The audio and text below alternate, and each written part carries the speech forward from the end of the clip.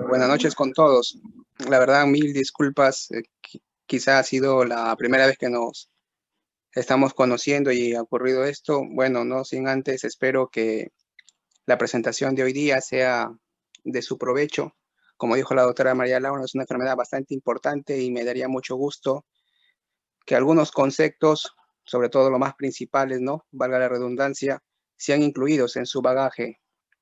Ustedes que el día de mañana enfrentarán pacientes y que deben tener dentro del diagnóstico diferencial esta enfermedad. Bueno, soy cirujano oncólogo de profesión y actualmente trabajo en el Instituto de Neoplásicas. Sin más preámbulos, demos inicio a la charla. Siguiente. Dentro del contenido de la charla, hablaremos sobre aspectos epidemiológicos, algunas consideraciones generales sobre conceptos básicos que deben tener de anatomía, los factores de riesgo, los principales signos y síntomas, cómo llego al diagnóstico y el tratamiento que esta enfermedad supone. ¿Podemos pasar a la siguiente diapositiva? Bien. Entonces, la incidencia, es decir, la presentación de casos nuevos, varía mucho en el mundo. Va a depender del lugar geográfico donde sea evaluado, va a depender también del tipo de población, es decir, de la raza, y va a depender de las herramientas diagnósticas que tenga cada país o región para su diagnóstico, ¿no? Quiere decir que a mayor diagnóstico va a ser mayor la incidencia.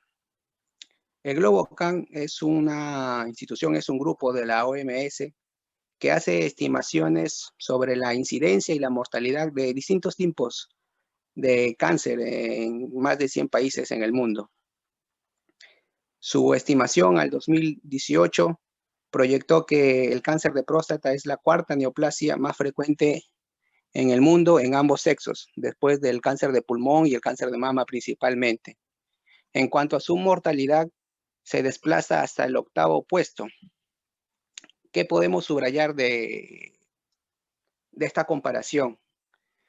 Que las medidas diagnósticas han ayudado a que la enfermedad sea diagnosticada en una etapa más temprana y por lo tanto suponga menor riesgo de mortalidad.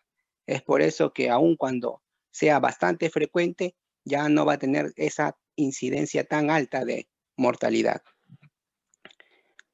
Por otra parte, en nuestro país es la neoplasia más frecuente. Lógicamente, la neoplasia más frecuente en los varones. Seguimos. En cuanto a las consideraciones generales, la próstata es un órgano glandular y un órgano fibromuscular. El 70% de su constitución es básicamente estructuras glandulares, compuestas de sus acinos, de sus ductos, y el 30% restante van a ser aquellas fibras musculares que van a participar en el momento de la contracción para conseguir la eyaculación.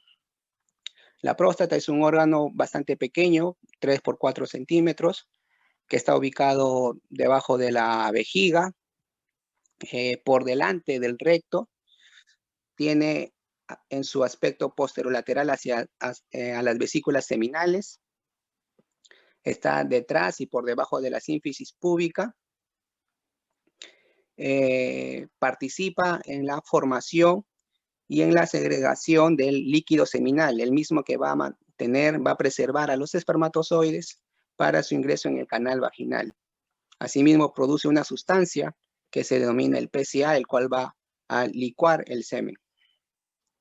Esta ubicación, quiera o no, es bastante generosa al momento de realizar un examen clínico. Si se pueden dar cuenta en la imagen de la derecha, va a tener un fácil acceso a través del recto, en el que se puede percibir, se puede palpar casi la totalidad, más de la mitad de este volumen prostático. Continuamos con la otra presentación.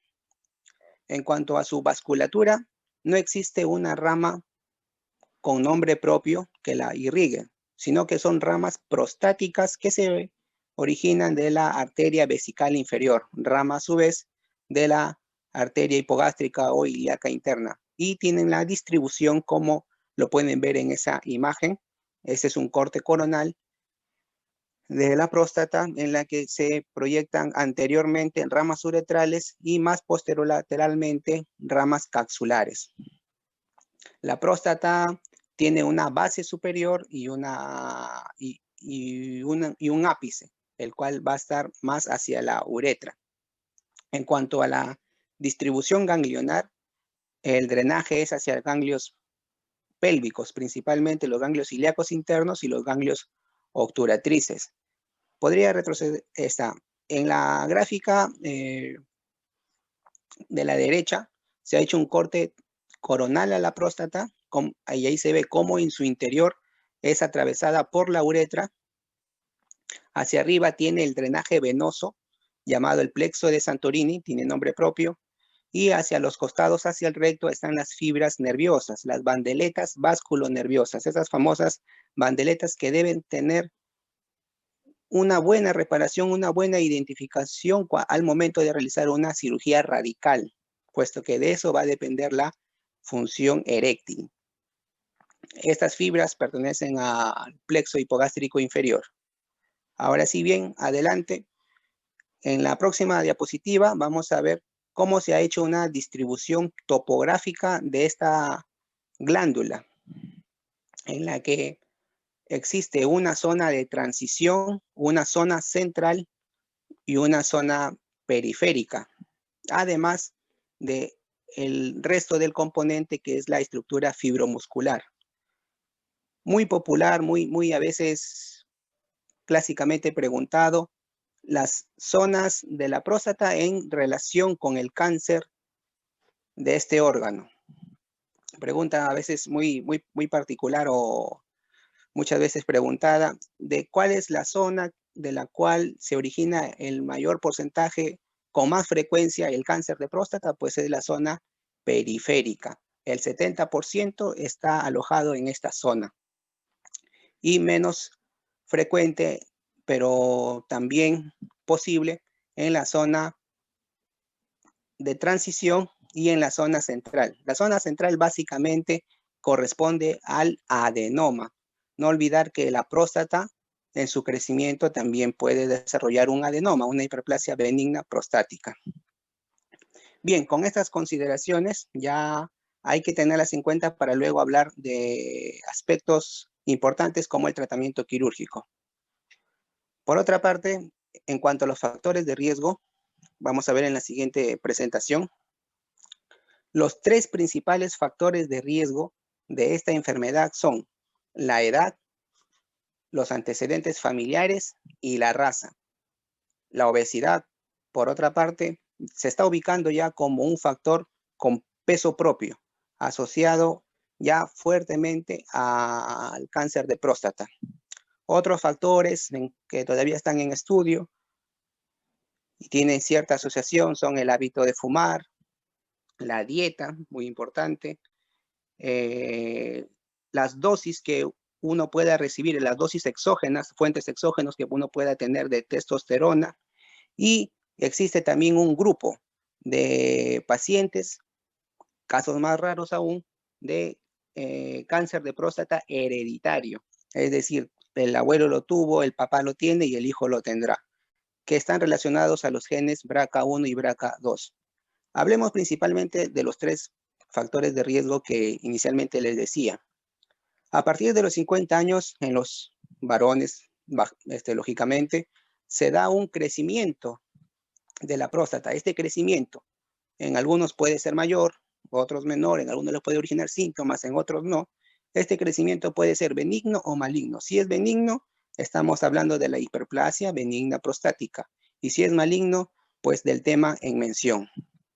El más frecuente cáncer, como dijimos, en el Perú, el cáncer de próstata.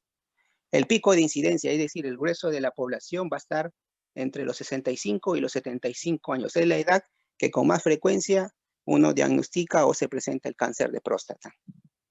Por otra parte, los antecedentes familiares también suponen un riesgo mayor. El tener un familiar de primer grado, como el padre o el hermano, supone 2 veces más el riesgo de desarrollar cáncer de próstata. Y si a eso se suma el abuelo o en conjunto los 3, puede llegar hasta 11 veces el riesgo tan solo por tener familiares con cáncer de próstata. Por último, la raza afroamericana, es decir, la raza negra, es la que tiene mayor predisposición al cáncer de próstata. ¿Qué podemos subrayar o resaltar de estos factores de riesgo? De estos últimos factores de riesgo, que son ¿de qué tipo? Son de tipo no modificables. Aunque suene irrisorio, yo no puedo, si mi papá tuvo cáncer de próstata, no lo voy a poder cambiar, tampoco vamos a ir en contra del tiempo, no lo podemos detener. Son factores no modificables. A partir de ello, y no habiendo detectado una causa específica del cáncer de próstata, uno puede asegurar o puede enunciar que el cáncer de próstata es una enfermedad que no se puede prevenir, lamentablemente. Sin embargo, lo que sí podemos hacer es hacer un diagnóstico precoz, detectarlo en sus etapas iniciales, a partir y considerando con mucha atención estos factores de riesgo. Bien, en cuanto a los signos y síntomas, esto también es muy amplio, es muy variable. En buena parte de los pacientes, la enfermedad es asintomática. ¿Qué quiere decir? Que sigue un curso indolente. No existe ninguna molestia por parte del paciente. ¿Cómo se detectó? De forma incidental, por un chequeo general que tuvo. Y cuando hablamos ya de los síntomas, las características mismas nos pueden hacer suponer ya ante qué magnitud de la enfermedad estamos hablando. Es decir, si la enfermedad está localizada o es que ya invadió otros órganos. Por ejemplo, los síntomas más frecuentes de mayor presentación en estos pacientes con cáncer de próstata son los síntomas urinarios irritativos y obstructivos. Hablamos de polaquiuria. Doctor, a cada rato voy al baño 10, 15 veces y sobre todo en las noches me levanto al orinar, nicturia, síntomas irritativos, síntomas obstructivos. Voy al baño y demoro para miccionar. O cuando lo hago, el chorro ya no es ese chorro de muchacho que uno tiene, un chorro fuerte, grueso. Ya no es, ahora es un chorro delgadito, que uno tiene que pujar para poder conseguir la eliminación de la orina. El goteo posmisional. En algunos hombres con actividad sexual ya les va afectando, ya su esfera sexual también se va afectando, ocasionándole disfunción eréctil. Son síntomas localizados, que también pueden estar en una enfermedad avanzada, también lo pueden estar. Y cuando hablamos ya de síntomas avanzados, nos referimos al compromiso de estructuras adyacentes, como la vejiga. El paciente no solamente tiene dificultad al orinar, sino orina sangre, hay hematuria de por medio. Hay rectorragia en algunos casos, hematospermia, pocos son los casos, pero también está descrito. Y algunos síntomas constitucionales como pérdida de peso y dolor óseo por compromiso justamente de los huesos. Como ven, son muchos los síntomas con los que el paciente puede debutar. Siguiente diapositiva. Entonces, ¿cómo vamos a tenerlo en cuenta y cómo vamos a saber con qué herramientas poder enfrentar esta enfermedad? Pues son 2 principales herramientas de diagnóstico. Una, nada costosa, sencilla, que es el tacto rectal, que aun cuando sea sencilla es bastante fastidiosa para el paciente o para la persona que va a ser examinado. Nuestra idiosincrasia a veces no lo permite y hace que uno difiere el examen rectal, ¿no? Llegado ya a los 50 años, no opta, no desea el varón, ¿no? Pero mire cuán fácil es justamente por esa posición anatómica que tiene la próstata y ese acceso que uno puede tener a través del tacto rectal. Por otra parte, el PSA. gran parte de la variación que ha tenido el cáncer de próstata en sus estadios, es decir, antes era presentados casi la mayoría en una etapa avanzada, ahora ya lo pueden hacer en una etapa más localizada, en honor a la detección del PSA. Sus cifras elevadas ya nos pueden hacer pensar que estamos ante esta enfermedad. Entonces, estas dos herramientas son las principales. Podemos disponer de muchas más, pero estas dos herramientas sencillas, sobre todo lo que está en nuestras manos clínicamente, el tacto rectal, nos permite ya por lo menos tener la sospecha de cáncer de próstata. Siguiente diapositiva. Sí, avanzamos con la siguiente.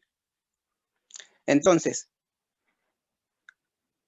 si conjugamos estas dos herramientas, podemos crear un algoritmo. El PSA es una glucoproteína segregada por la próstata específicamente, pero hay que tener en cuenta aquí que sus elevaciones no solo son debidos a una enfermedad maligna, no.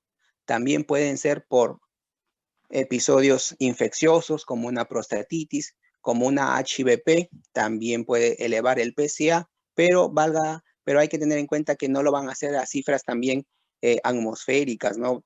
1000 de PSA nota. Son cifras ligeramente elevadas o hasta 20, 30, mucho. Tampoco van a ser las elevaciones de estos, pero hay que tener en cuenta que no necesariamente va a ser cáncer de próstata. Otras situaciones o condiciones que eleven este valor va a ser también el masaje prostático, un episodio de eyaculación o algunos procedimientos urológicos que se hayan tenido como cateterismo. Entonces, ¿cuáles son los niveles normales del PSA? Menos de 4 nanogramos por mililitro. Esos son los valores normales del PSA. Y de acuerdo a la edad, se puede esperar un poco más elevado, porque la próstata va a ser un poco más grande.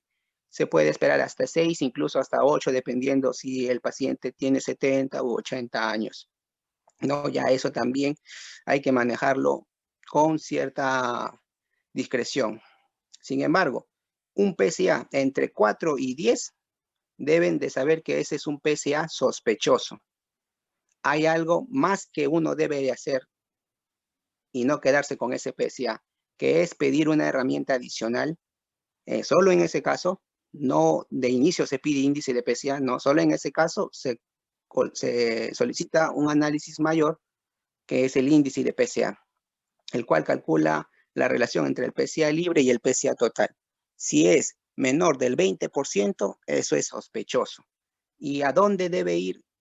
¿Dónde debe terminar toda esta conducta? Hacia la biopsia prostática? Es decir, a partir de un PSA y un tacto rectal, nuestra conducta final va a ser indicar la biopsia prostática, pero por favor, con fundamento, en base a estas dos herramientas. Si tenemos un PSA mayor de 10, no hay duda, indicación de biopsia prostática. Tenemos que descartar una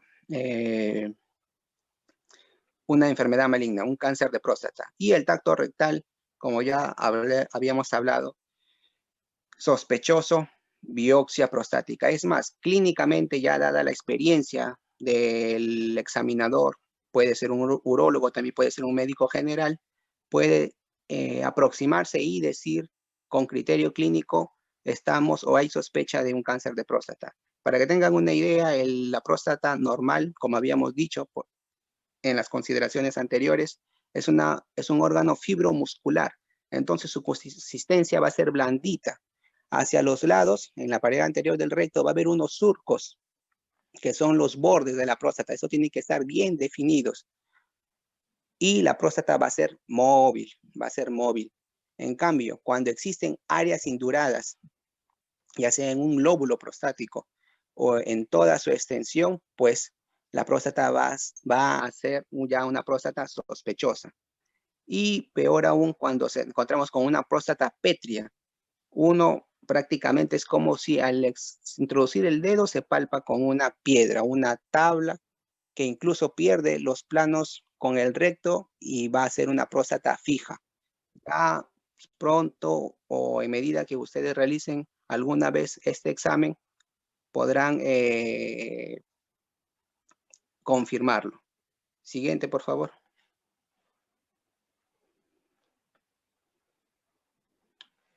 Bien, entonces, cuando realizamos el tacto rectal, invitamos al paciente a que se coloque boca arriba y eleve sus piernas hacia el pecho o hacia la barriga, de tal manera que nos permita la introducción digital hacia el recto.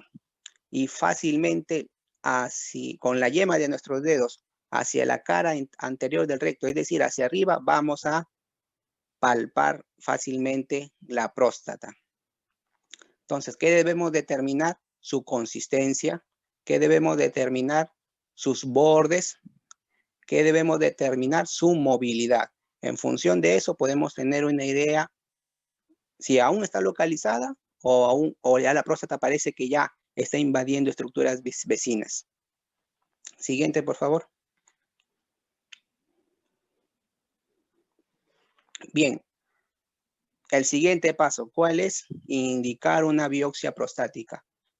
El método más común es la biopsia de próstata ecodirigida, es decir, a través de un transductor, el cual tiene acoplado una cánula por el cual ingresa una aguja, se van a realizar los disparos que sean necesarios para toma de muestras. Muestras que son denominadas cilindros, que los van a estudiar luego en anatomía patológica. El procedimiento puede ser realizado con anestesia local, que más que conseguir un efecto anestésico, lo que busca es conseguir un efecto de lubricación. El procedimiento no dura mucho y el paciente, el dolor que experimenta en realidad es poco, más es el fastidio, la molestia. La técnica que se debe usar o que generalmente se usa es la de la doble sextante. ¿Qué quiere decir? A la próstata se le divide en 6 partes, en 6 sextantes, a través de una línea vertical que pasa por su eje longitudinal y 2 líneas horizontales. Y de cada sextante, de cada parte, se toma 2 muestras, 2 disparos. 2 y 6, 12. Ahí está la doble sextante. Los efectos las complicaciones que pueden haber raras veces, en menos del 1%, hay un episodio de sepsis. Para esto al paciente hay que prepararlo. Se puede realizar la colocación de enemas un día antes del procedimiento, el mismo día, prepararlo con antibiótico, un día antes, el día del procedimiento y un día después. Una dieta líquida para lograr que el recto esté limpio en lo posible, porque es una zona contaminada, claro está. Pero todas esas consideraciones con el fin de reducir las infecciones. ¿Qué molestias puede tener luego? Una hematuria, una rectorragia quizá, hematospermia, pero eso tiene que ser limitado. Si no es limitado, debe indicar que el paciente debe acudir por emergencia o fiebre persistente, el paciente debe acudir por emergencia. Muy bien, una vez que tenemos, o mejor tenido la biopsia, lo enviamos al patólogo. ¿Qué va a decir el patólogo? Eso lo vamos a ver en la próxima presentación, en la próxima diapositiva. El patólogo va a determinar las características de los grupos celulares, es decir, las células, mientras más se parezcan a las células originales, van a ser menos diferenciadas, y mientras menos se parezcan, más distintas sean, van a ser diferenciadas, clasificándolas en 5 patrones. Los patrones de Gleason. 1 si son muy similares, 2 si ya tanto no lo parecen, y 3, 4 y 5 cuando son células completamente distintas. ¿Cuál es la importancia de este patrón de clasificación patológica? Este patrón recae sobre todo para la enfermedad localizada, ya que una enfermedad localizada no va a ser la misma en todos los pacientes. Por ejemplo, un paciente tiene un patrón, se escoge siempre 2 patrones, los más representativos, y se hace una sumatoria. Digamos que los grupos celulares más representativos son el 3 y el 4. Entonces, 3 más 4, 7. Él tiene una sumatoria de 7. Pero hay otro paciente que también su cáncer está localizado, está confinado a la próstata, pero tiene una sumatoria de 4 más 5. Eso es 9. Entonces, este paciente tiene mayor riesgo de recurrencia, mayor riesgo que la enfermedad fracase el tratamiento, mayor riesgo de agresividad, mayor riesgo de metástasis. Cuán importante es diferenciar a una enfermedad localizada solamente por sus características histológicas. ¿Cuál es el tipo? También pregunta de examen, ¿cuál es el tipo histológico más frecuente del cáncer de próstata? El adenocarcinoma acinar. En cáncer, en oncología, aquellas neoplasias malignas que se derivan de estructuras glandulares, clásicamente son adenocarcinomas. ¿Y cuál es el tipo más frecuente en próstata? El acinar. El 5% restante, porque el mayor es el 95%, puede obedecer al origen en los ductos, mucinosos, células en anillo de sello, etcétera, lo que el patólogo nos pueda determinar. Muy bien, entonces ya tenemos la confirmación histológica, ya tenemos el diagnóstico corroborado por patología del cáncer de próstata. ¿Qué sucede ahora? ¿Qué debemos hacer ahora? Ahora debemos determinar con imágenes, en la siguiente diapositiva, por favor, qué tan avanzado está el cáncer de próstata. ¿El cáncer de próstata sigue en la próstata o ya invadió otras estructuras? Los sitios más frecuentes de invasión de la próstata, del cáncer de próstata, son los ganglios y los huesos. Más frecuente los huesos que los ganglios. Esos son los dos sitios más frecuentes de metástasis. Oncología que llamamos metástasis cuando la enfermedad, cuando el tumor, cuando el cáncer ha invadido otros órganos a distancia distintos del lugar donde se originó. Entonces, los estudios convencionales, es decir, los que de rutina uno debe pedir son una tomografía. No necesariamente para determinar las características de la próstata, porque el estudio de tomografía es un poco débil, un poco sensible para definir características de la próstata. Lo que nos sirve es para determinar la presencia de ganglios. Para eso sirve la tomografía, para determinar la presencia de adenopatías.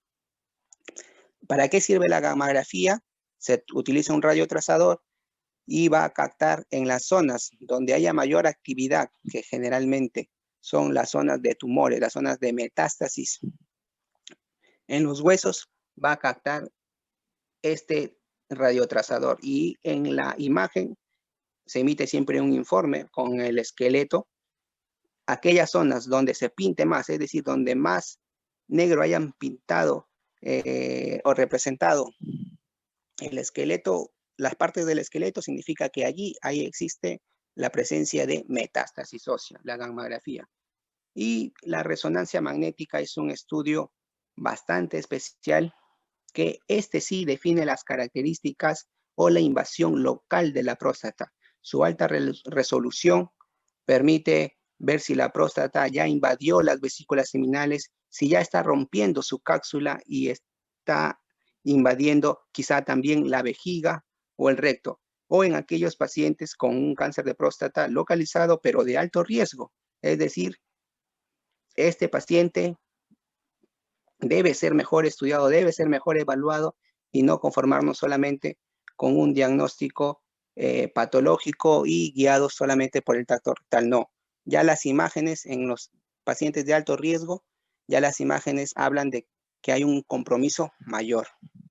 Bien, por otra parte, hay otros estudios de imágenes también utilizados, como la ecografía y la tomografía de emisión por positrones. La ecografía no es una herramienta diagnóstica en cáncer de próstata. Cuidado allí, no es un diagnóstico. Lo que hace la ecografía es inicialmente medir el volumen prostático, porque acuérdense que el paciente viene por molestias urinarias. ¿Qué tan grande estará su próstata? Entonces el médico, quiera o no con prudencia, le pide su ecografía prostática, pero solamente va a guiar para determinar el volumen, qué tamaño tiene la próstata y el volumen de retención urinaria, el volumen de retención urinaria postmiccional. Y otros estudios más especializados que están en la diapositiva siguiente es la tomografía por emisión de positrones.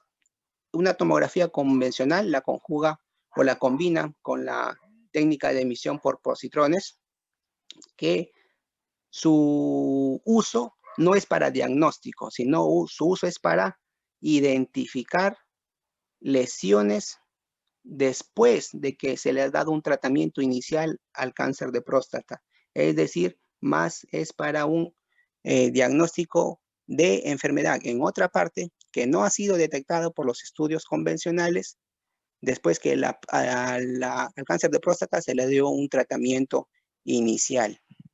Entonces, no olviden que los principales estudios de imágenes son la tomografía y la gamografía ósea. Los otros son indicados dadas las circunstancias, la evolución y a lo que esté enfrentando el médico. Bien, continuamos. Ahí está entonces la ecografía y el PSMA. El PSMA es también una proteína, pero es el antígeno prostático de membrana. Es mucho más sensible que el PSA. Siguiente, por favor. Bien, entonces, una vez que hayamos hecho el diagnóstico patológico, una vez que hayamos hecho nuestro diagnóstico por imágenes, pues ahora nos corresponde estadiarlo al paciente. Al momento de estadiarlo, la clasificación más empleada es el grupo americano AJCC, que combina características del tumor, el T, características de los ganglios, del node, y características de la metástasis, M. Al combinar estas tres variables y también con los niveles de PSA y el grupo del gliso, vamos a encasillar a cada paciente como corresponde su estadio. Parece bastante complejo, puesto que uno debe recurrir a estas tablas para poder establecer con más lealtad su estadio, pero no siempre es así. Podemos ver la siguiente diapositiva. Algo más práctico y que es utilizado en oncología. Ojo, no quiero decir que la tabla anterior se desprecie, no, sino que es tanta la práctica y la experiencia que ya tiene el especialista que hace que solamente con el tato rectal, con el PSA y con los estudios de imágenes pueda definir y discernir ya sin tanta exactitud tres grandes grupos del cáncer de próstata: el localizado, el localmente avanzado y el avanzado. El localizado, que corresponde a los estadios 1 y 2, en los que la enfermedad aún está confinada en la próstata, no la ha sobrepasado. El localmente avanzado, es decir, no ha hecho metástasis, pero ya se está yendo a otras estructuras, ya ha roto la cápsula, se va a las vesículas seminales. Y el estadio avanzado, pues, cuando invade el recto, cuando invade la vejiga o incluso cuando invade los huesos. En cuanto al tratamiento, las opciones son muchas, pero los principales métodos, las principales modalidades de tratamiento con intención curativa son la cirugía y la radioterapia, las cuales se pueden combinar con hormonoterapia, que básicamente recae para el estadio avanzado. La quimioterapia también tiene su lugar. Vamos a hablar vamos a hacer mención de ellas, ¿sí? Vamos a hacer mención de ellas. En cuanto a la vigilancia activa, en la siguiente gráfica, en la siguiente presentación. La vigilancia activa se refiere, como lo decíamos anteriormente, el cáncer de próstata puede no presentar molestias. Y si no presenta molestias, pero ya lo detecté, ya se diagnosticó, ¿conviene tratarlo? De repente estoy exagerando, de repente estoy haciendo un sobretratamiento, de repente es un cáncer indolente, de un bajo riesgo, con una baja suma de Gleason 3+3, y de repente me estoy exagerando en el tratamiento. Pues en ese caso, la vigilancia activa está contemplada, es decir, en ese momento difiero el tratamiento porque el paciente no tiene ninguna molestia, y no solamente eso, sino que ese cáncer que tiene no va a suponer un riesgo en su vida. Difiero el tratamiento para que luego, en su evolución, llegado el momento, siguiéndolo estrechamente, decido cuándo tratarlo. Con respecto a la cirugía, ya eso lo estamos viendo en las dos diapositivas después que vienen. La cirugía es el tratamiento ideal en el cáncer de próstata para la enfermedad localizada. Claro está que la radioterapia bastante apoyada también tiene su opción, pero la cirugía es,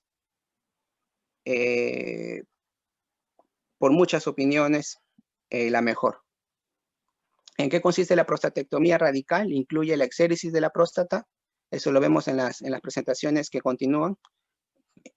La exéresis de la próstata, incluido las vesículas seminales.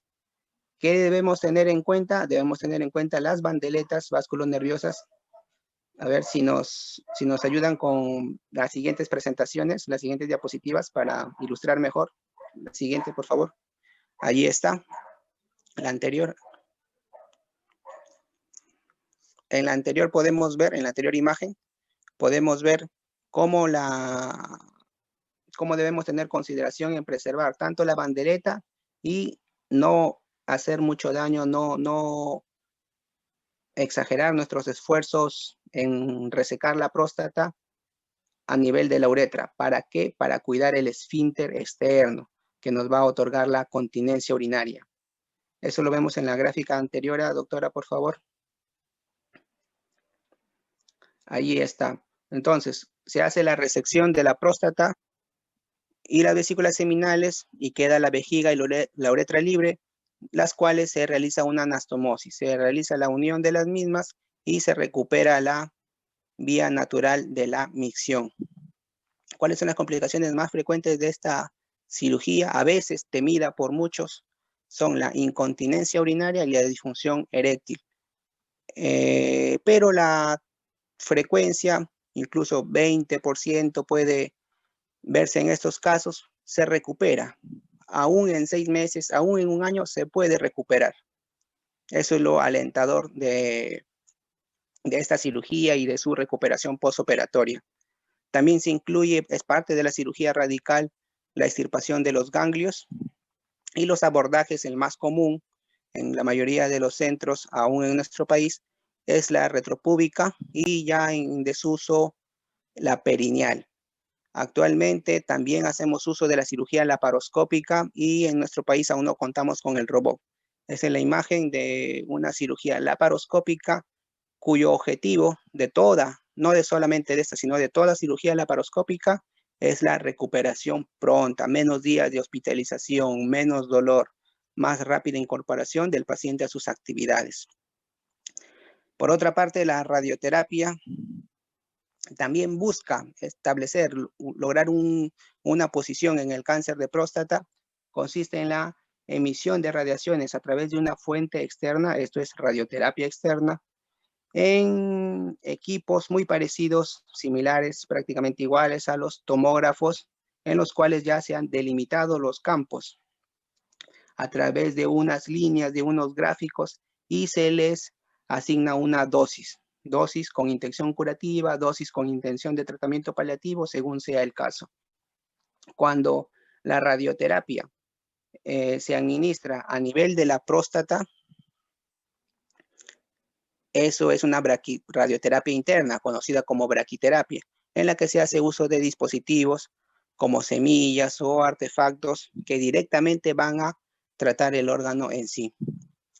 ¿Cuáles son los efectos de este tratamiento? ¿Cuáles son los efectos adversos de este tratamiento? Es que como no solamente irradia el órgano a tratar, también irradia los órganos vecinos, pudiendo ocasionar, en el caso de la vejiga, una disuria, de las vísceras, diarreas, rectorragia, casos muy frecuentes de cistitis y proctitis actínica, es decir, una inflamación por radiación, que a veces también crea un motivo de consulta por sangrado. Bien, ya entramos ya al tratamiento hormonal en las dos presentaciones que vienen a continuación. Por cierto, antes la resección transuretral, ahí aprovechamos la imagen para referirnos que no es un tratamiento radical, sino que es un tratamiento más sintomático. Recuerden que la uropatía obstructiva es su síntoma principal. Estos pacientes a veces llegan a consultorio con sondas y tienen que estar necesariamente con recambios de sondas porque por sí solos ya no consiguen orinar. Entonces, a través de un equipo de trabajo se ingresa por la uretra peniana y se reseca todo el interior de la próstata, logrando la canalización de la vía urinaria. Este procedimiento también nos ayuda a recoger ese material y enviarlo a anatomía patológica. Se reseca tanto el tumor de la próstata o, en algunos casos, cuando hay invasión de la vejiga, el tumor que ha crecido en este órgano. Seguimos, por favor. Bien, imágenes de la radioterapia que habíamos hablado antes. También se puede dar radioterapia a título paliativo. ¿Qué quiere decir? Por molestias como un dolor intenso que no cede con analgésicos y en algunos casos por sangrado, para tratar de controlar y evitar afecciones mayores, mejorar la calidad de vida de estos pacientes. Seguimos. Bien, aquí en la tratamiento hormonal quiero también hacer un comentario, ya que aún en nuestro país se está viendo cómo a veces de manera irracional se dan estos medicamentos e incluso se exagera en el hecho de tienen la sospecha y lo hicieron bien, diagnosticaron un cáncer de próstata, pero piensan que todo es con extirpación de testículos, todo es con manejo hormonal y al paciente, aun cuando no sea la indicación, lo llevan a la castración. Eso aún se está viendo en estos, aún es parte de nuestra realidad. Son muchos los fármacos que se utilizan tanto para inhibir su producción como inhibir la acción periférica de los andrógenos, ya que se ha determinado que el cáncer de próstata en sus etapas iniciales, ¿no?, es una enfermedad hormonosensible.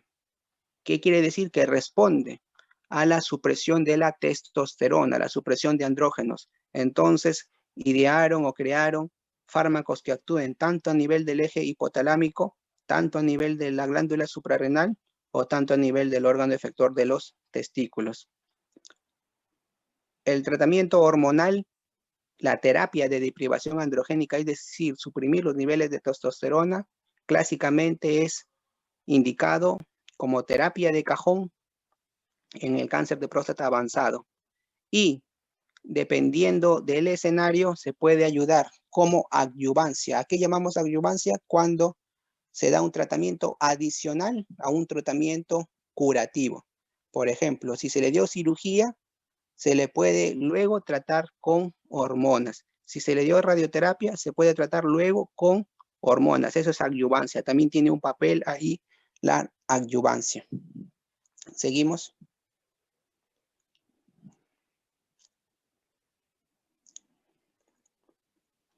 Seguimos con la siguiente presentación, con la siguiente diapositiva, por favor. Bien, la quimioterapia, nada más para que alguna vez lo puedan escuchar, el docetaxel es el elemento quimioterápico utilizado y nuevos antiandrógenos han surgido. Siguiente.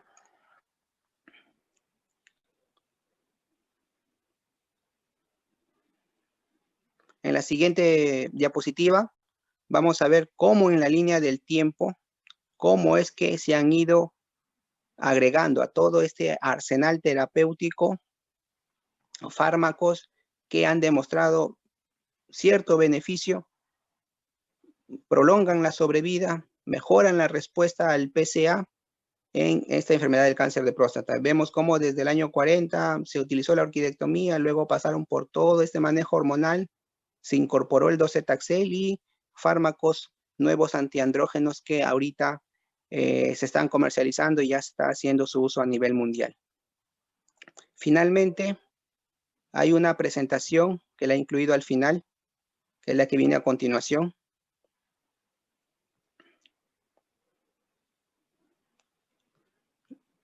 La presentación que viene a continuación, por favor.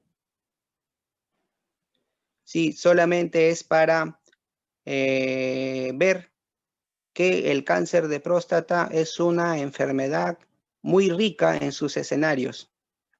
Hasta donde nos referíamos y hablábamos de los estadios de la enfermedad y los tratamientos iniciales, eso, créanme, no termina allí. La evolución natural de la próstata puede hacer que una enfermedad que fue tratada con intención curativa, luego comience nuevamente a elevar sus niveles de PSA, metástasis que no habían puedan aparecer,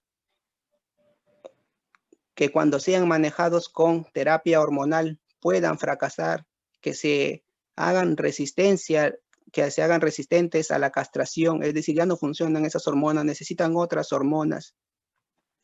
Una infinidad, unos escenarios bastante distintos y que lógicamente tienen manejo distinto.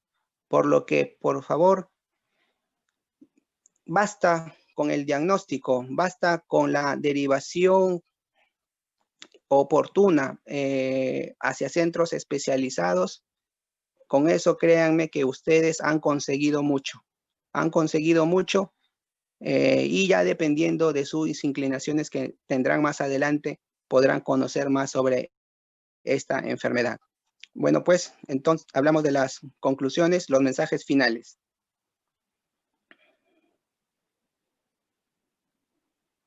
El cáncer de próstata es el cáncer más frecuente en hombres en nuestro país. No lo olviden. Es una enfermedad que no se puede prevenir, pero sí diagnosticar precozmente y brindar el tratamiento oportuno. Realizar el PSA y el examen rectal a partir de los 50 años. Ese es el despistaje, el tamizaje en cáncer de próstata, la detección precoz. Aprovecho en decir que hay pacientes que por sus factores de riesgo, dígase antecedentes familiares, deben hacerlo mucho antes, a partir de los 45. Y si tenía antecedentes o pertenecía a un grupo de cáncer de próstata hereditario, a partir de los 40. Una vez detectado, una vez diagnosticado esta enfermedad, derivar a un centro especializado para su manejo. El PSA es la principal herramienta del seguimiento. Después del tratamiento, nosotros lo seguimos controlando básicamente o principalmente e incluso únicamente con el PSA, hasta que estas elevaciones ya nos hagan determinar otras evaluaciones, otros exámenes, pero sencillamente con el PSA nosotros llevamos un buen control de esta enfermedad. Y algo que deben tenerlo en cuenta, que la evolución natural del cáncer de próstata, es decir, cómo es el curso de la enfermedad aún cuando recibió su tratamiento, va a reunir varios escenarios distintos, incluso en el cáncer localizado, como habíamos hablado. La siguiente diapositiva, esas dos imágenes nos dicen o nos reflejan cómo se ha concientizado esta enfermedad, cuán importante es su detección y su manejo oportuno. El 11 de junio ya está establecido, se celebra el Día Mundial del Cáncer de Próstata y cómo son las cosas este mes, a propósito del tema que estamos hablando, en noviembre a nivel internacional se hacen campañas sobre el cáncer de próstata. Movember, o sea, movámonos todos, unámonos todos para un despistaje, para un chequeo, para promulgar estas detecciones tempranas en cáncer de próstata. Movember Foundation es la asociación que internacionalmente apoya todas estas iniciativas. Bien, muchas gracias. Espero les haya servido la presentación. Espero también algunas preguntas. Ha habido de responder algunas inquietudes. Muchas gracias. Muchísimas gracias, doctor Chapoñán, por la excelente presentación. Lo que quería saber era si hay alguna pregunta, chicos, en el chat, por favor, o si desean levantar la mano.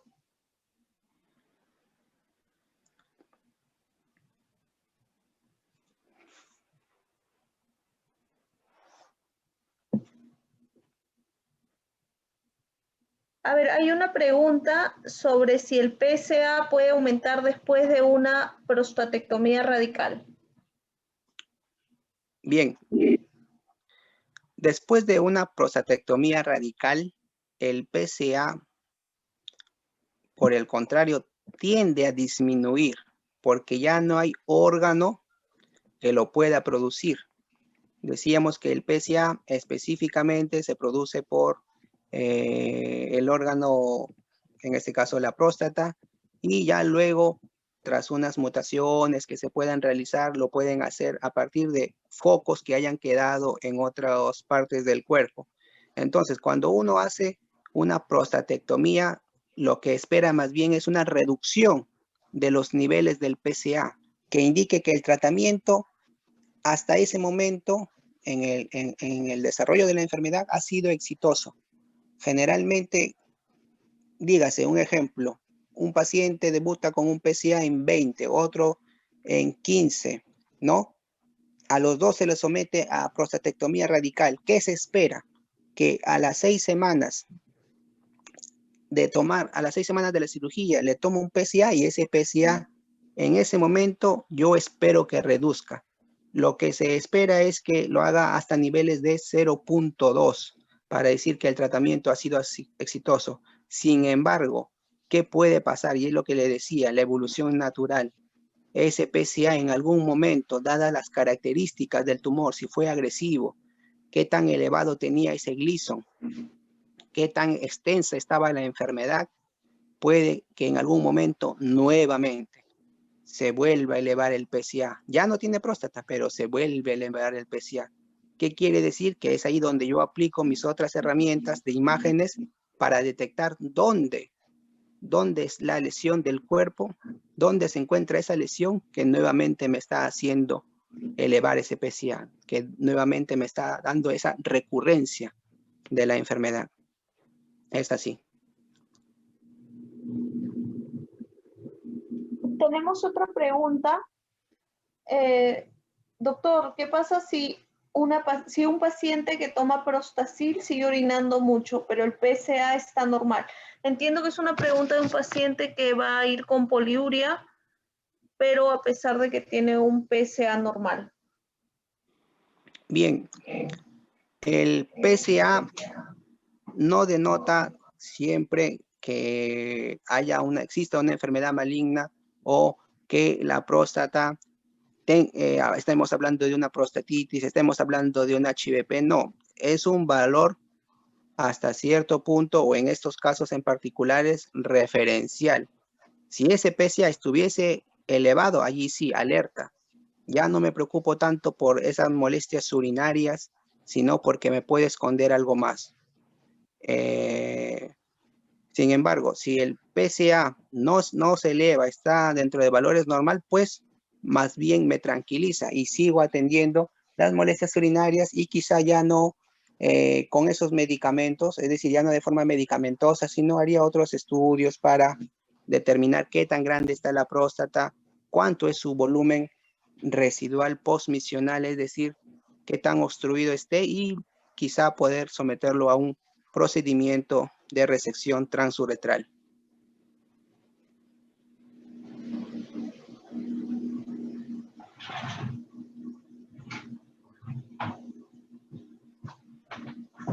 Ya no tenemos ninguna otra pregunta de momento. Doctor Chapoñán, quería agradecerle. Una pregunta más. ¿Por qué es un factor de riesgo el aumento de la testosterona? Ya, como también en su momento hablábamos de que la enfermedad de la cáncer de próstata es una enfermedad hormonosensible. ¿Qué se descubrió? Dos científicos, Haggis y Hodge, determinaron que los niveles de testosterona eran los que alimentaban, por decirlo de alguna forma, este tumor y llevaban a la metástasis. ¿Qué plantearon ellos? Castrar a los pacientes, ya sea con orquidectomía bilateral o con análogos de las hormonas de las gonadotropinas, que consiguieron que todas esas molestias, todos los tumores, en su mayoría, se reducían. Las molestias urinarias se reducían, los niveles de PSA se reducían. Entonces vieron que era se trataba de una enfermedad que responde a testosterona. De allí que se ha postulado, como bien decía, esos son factores de riesgos que se han postulado, que inyecciones exógenas de testosterona pueden provocar una diferenciación, un agrandamiento prostático con diferenciación en la celularidad de diferenciación maligna a partir de eso, ¿no? O sea, digamos que es como una inferencia. Si responde el cáncer de próstata a la testosterona, quiere decir que si es que me aplico yo siendo joven testosterona, ¿puedo tener un riesgo? Sí, puedo tener un riesgo. Es algo que se postula, pero no es un factor de riesgo de peso mayor como los que ya hemos conocido el día de hoy.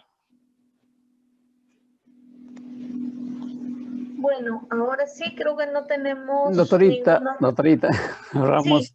quería hacer una preguntita al doctor Chapoñán. No sé si estaba atento y de repente ya lo dijo.